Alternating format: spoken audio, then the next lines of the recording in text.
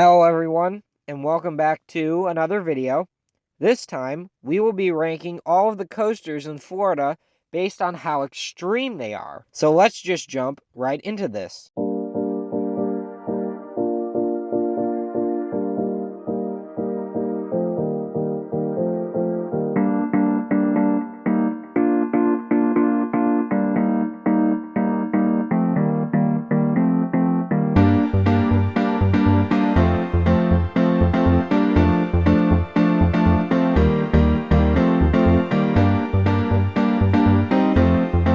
In the state of Florida, we have a wide variety of coasters, from the tamest family ones to what some consider to be the most intense and insane thrill coasters. On this list, I want to give you what I find to be the tamest to the most insane, excluding the coasters at Walt Disney World or the Fun Spot parks. But what I mean by extreme, I'm not just looking at high positive G-forces, but also how much airtime the ride has and what kind of airtime, floater versus ejector, or anywhere in between, as well as how rough or smooth the ride is, among some other factors.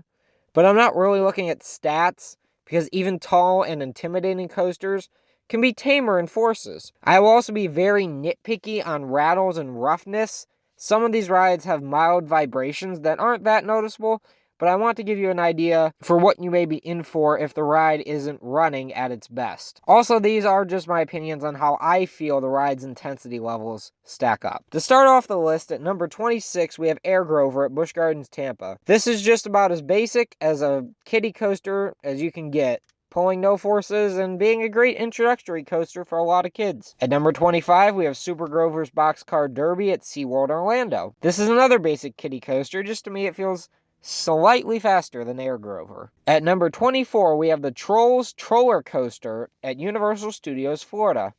This is again another kiddie coaster. This one feels a little faster than the previous two, and has some moments of jank and a decent helix for a kiddie coaster. At number 23, we have Flight of the Hippogriff at Universal Islands of Adventure.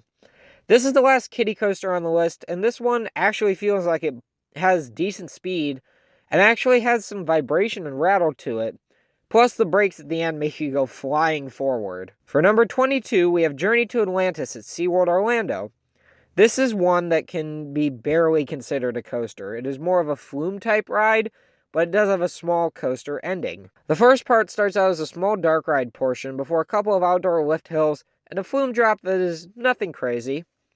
After a small outdoor turn and a mini drop, the ride climbs into a dark indoor room and the coaster drop, which consists of a slightly twisted drop before going over a small twisted hill and dipping down into the splashdown. The drop doesn't pull any forces and there is no airtime at all. The only thing that makes it more thrilling is how dark the drop is. At number 21, Harry Potter and the Escape from Gringotts at Universal Studios Orlando. This is another one that I can barely consider a coaster, but it has some thrill in the couple of coaster sections.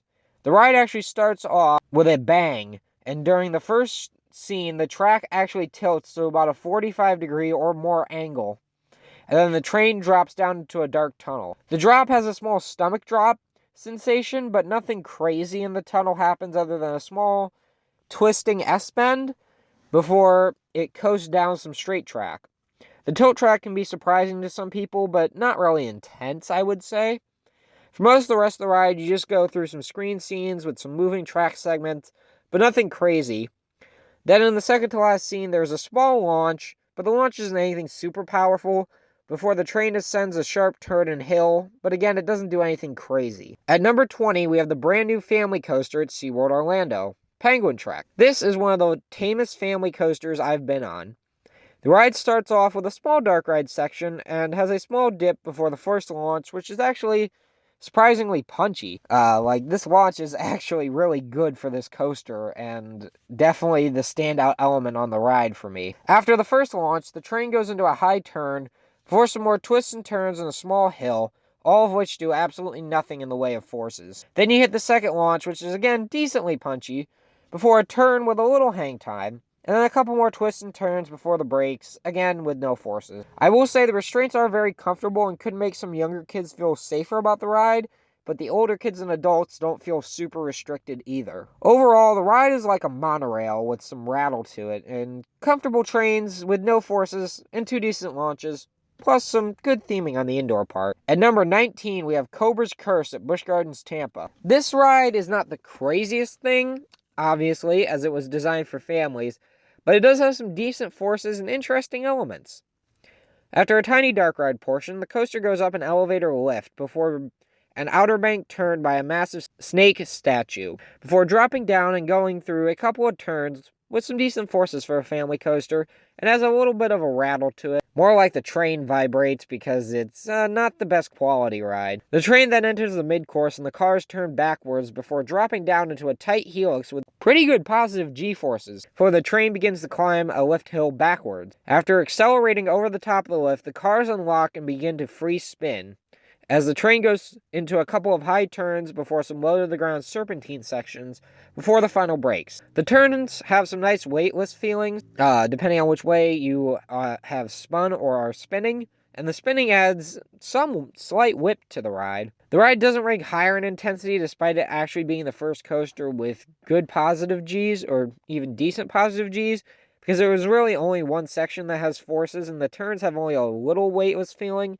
but not actual airtime. At number 18, we have the other brand new for 2024 coaster, this time at Busch Gardens, Tampa, that being Phoenix Rising. After climbing the 80-foot lift, the train drops off the lift, and in the back, there's actually some whip before going through a high bank turn and a tall twisting hill, both that are nice elements, before it dives down to the ground level and goes over a twisting speed hill with a small pop of airtime, before another high bank turn over the entrance, and then another high bank turn, this time to the right versus the left, and a long helix that actually dips down into the ground with some mild G-forces, before another decently snappy twist and one final turn into the brakes. The ride is a lot of fun, but nothing crazy intense, with some decent moments of whip and small airtime pops, plus the restraints are the same as Penguin Trek, which are very comfortable.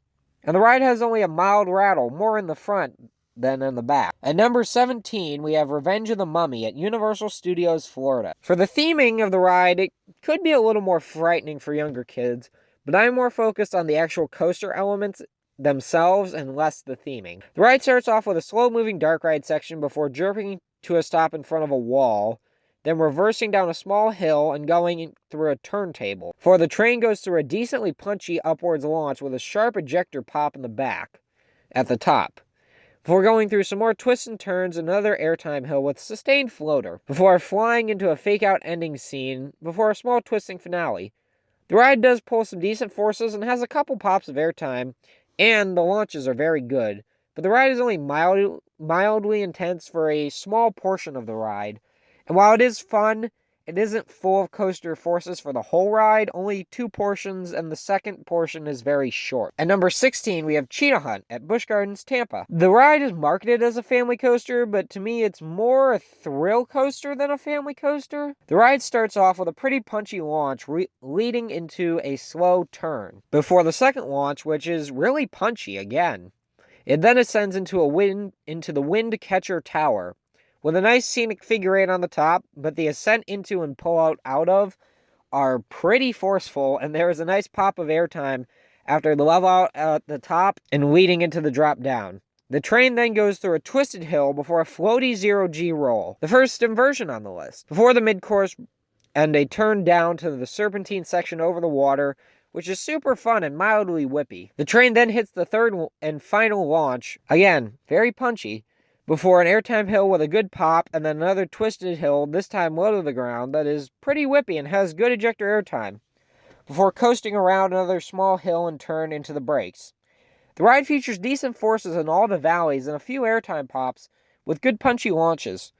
The ride is where it is because the forces aren't super heavy and they aren't sustained, and there's only a few small airtime moments, so it's a nice and smooth coaster with some thrill, but it is still a good introductory coaster, and it was my first credit. At number 15, we have Hagrid's Magical Creatures Motorbike Adventure at Universal Islands of Adventure. The ride is similar to Cobra's Curse in that it has some unique elements and functions to it. The ride starts off with a punchy boost before a little zigzag down into a punchy launch, before going through some small twists and a low-to-the-ground hill, before going through a show scene. After leaving the show scene, the train descends into another really punchy launch, before ascending pretty forcefully into what begins as an airtime hill, before transitioning into a swooping turn with a good pop of airtime, before the train transitions into a twister section over the lake with some good whip. The third launch then hits, and again, it's very punchy, before going around a rock formation with some turns in the hill with a good airtime pop. After coasting through some breaks, the train turns and accelerates before dipping down and rising into a spike. After running out of momentum, the train starts going backwards, back over the dip, and before a pretty punchy reverse launch into an upward helix. The train then backs into a building before coming to a stop. The track then drops vertically like a drop tower with a good pop of airtime on the drop and pretty high forces on the braking of it. The train then exits the building and goes on the final launch up to 50 miles per hour, and again, this launch is very punchy for this coaster. The train then traverses two final high bank turns. Hagrid's is definitely a higher thrill coaster than anything below it, and the layout takes some of what Cheetah Hunt does and makes it punchier. And while it's not the craziest ride, it does have some decent whip, airtime, and forces, plus unique elements in the reverse section and drop track. At number 14, we have Mako at SeaWorld Orlando. Now, some of you that know Mako just by the stats may be surprised as the ride reaches a height of 200 feet and a top speed of 73 miles per hour. As I said before, the stats may be daunting and the ride may look daunting, but it actually isn't that intense. After the 200-foot climb, which can be a little nerve-wracking, you then plunge down the first drop, and the ride is just a ton of fun from there. After having some great floater on the drop, the ride pulls out with some pretty good positives, before rising into a high overbank turn and then diving down and pulling up into a massive camelback hill with more floater airtime. After the hammerhead turnaround, the train goes over another floater airtime hill, before traversing a half hill, half turn, with some whip and more airtime. The train then goes into a small speed hill before popping up into the mid-course. After twisting off the mid-course, the train goes into another airtime hill before two wave turns, first to the right, then to the left, for one last swooping turn into the brakes. Mako has great floater airtime and a small ejector pop at the end on the right-hand turn. The ride features some whip, but not a crazy amount. What might also help is the amazing restraints, as they are very large in that they can feel comforting to first-time riders, but not super restrictive to people who love the coaster. So while Mako is definitely big and thrilling, it's not the most insane and crazy coaster in Florida. At number 13, we're staying at SeaWorld Orlando for Icebreaker. The ride starts off with a slide track before locking into place, and the ride starts with a backwards launch up a little hop, before a forwards launch up another little hop, and then going backwards again up the hop and into a spike that is beyond vertical, for one last forwards launch, and the pop-up turns into what has been nicknamed the Ejector Death Hill, as it is a crazy strong pop of ejector. For the train goes over a small top hat with more ejector and some whip. The train then goes over a couple hills with more ejector and some decent forces before a turn that has good forces, whip, and another pop of ejector airtime. The train then makes a return lap with more ejector airtime in hills, turns, and a wave turn. The restraints aren't the best. The ride also pulls some decent forces and has decent whip. So I would definitely say the ride is pretty intense, but still not the craziest thing. At number 12, we have SheiKra at Busch Gardens Tampa. This is another example of a big coaster that doesn't necessarily mean a crazy ride. The coaster stands at 200 feet tall and reaches speeds of 70 miles per hour.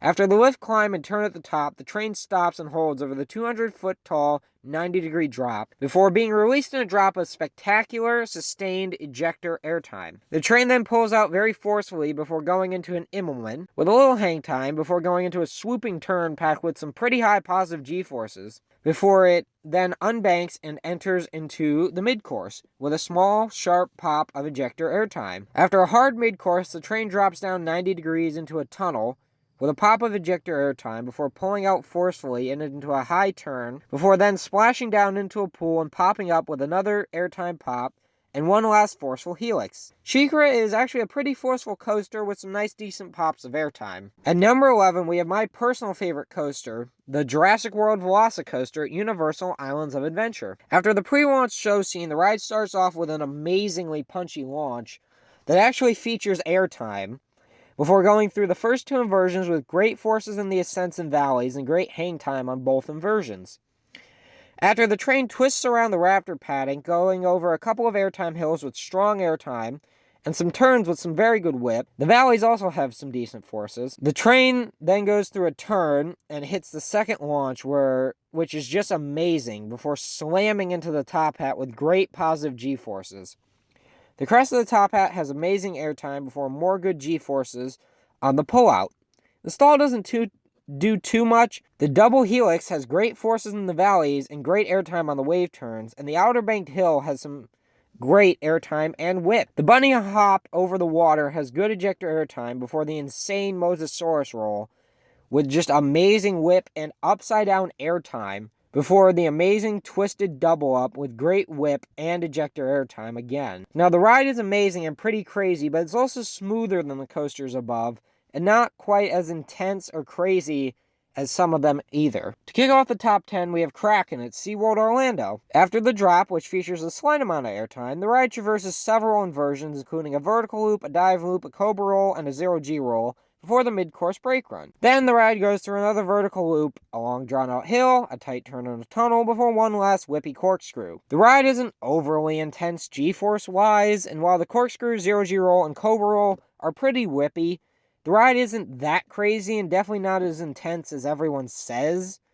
What makes it rank this high is because of how rough the ride is. The ride has, at least more recently, become very rough and rattly in all the valleys, and the whippy inversions just create more headbanging. At number 9, we have Kumba at Busch Gardens Tampa.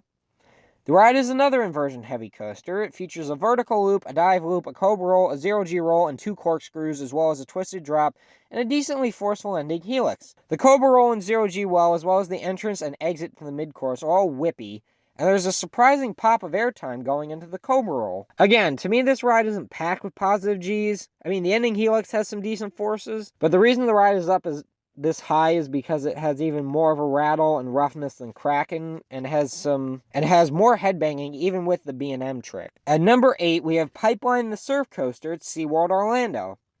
The ride features a very unique seating style where riders are standing and the seats bounce up and down with the ride, and if the riders jump or not. The ride starts with a super punchy launch that lifts you off your feet before a small bunny hop mid-launch with more amazing airtime. The ride then goes into a high turn before an amazing twisted hill and then a whippy corkscrew. The train then goes up into what begins as an airtime hill before a descending helix, and then another turnaround, before a small twisted hill and another helix, before one last twisted bunny hop and a final turn into the brakes.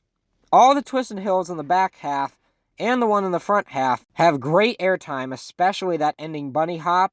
All the transitions feature some pretty good whip, and the positive G-forces are actually pretty high because during every valley you're being pressed into the floor. At number 6, we have Scorpion at Busch Gardens Tampa. This ride is a piece of crap. The ride isn't overly forceful with a twisted drop, vertical loop, and some meandering turns and then helixes. But the ride isn't overly intense. It's just so jank and rough. Every turn and transition and segment of track, the ride just rattles and gives you a pounding headache by the end.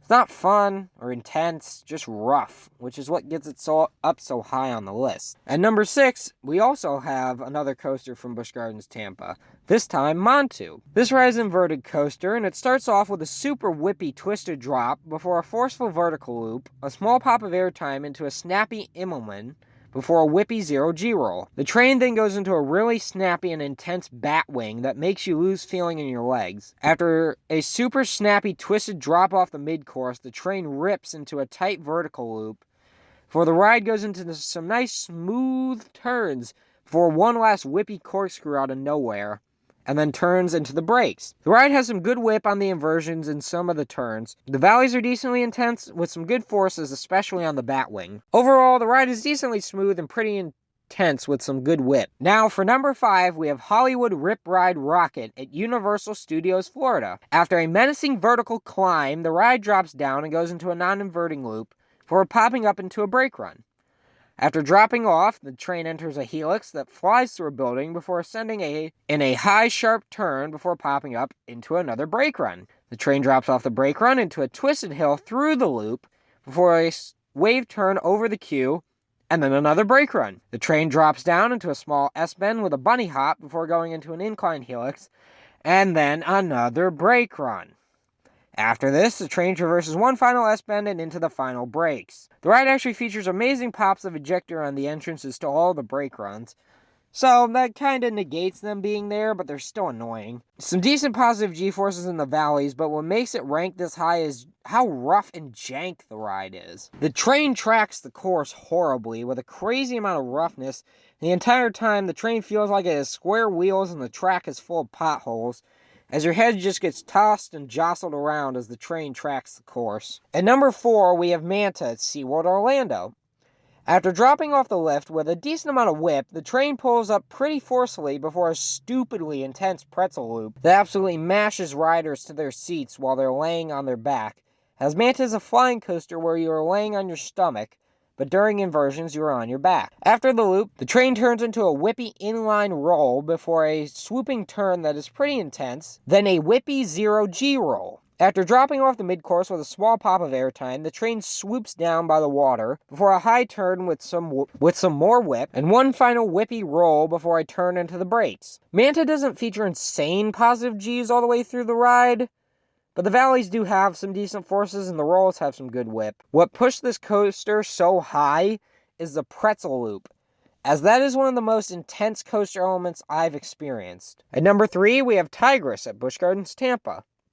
Tigris is definitely a short ride, but an intense one. The ride starts off with a mild forwards launch before a mild backwards launch, but on the ascent up to burn off speed, it actually pulls some good forces. After a mild airtime pop, the train resumes going forward and launching through the station into a tight pull-up and a twist with crazy whip and forces. For coming up to the top and going through a slow roll with great hang time, and then a powerful airtime pop that feels like you're being dragged down the 90-degree drop with into a super whippy twist. The train then pulls up forcefully into a non-inverting loop before exiting the loop and pulling down into the station. The ride is absolutely packed with high positive G-forces and whip, plus some good airtime pops. At number 2, we have the Incredible Hulk roller coaster at Universal Islands of Adventure. The ride begins with a crazy intense vertical launch, or incline launch, into a whippy 0G roll, before pulling up forcefully into a super whippy cobra roll,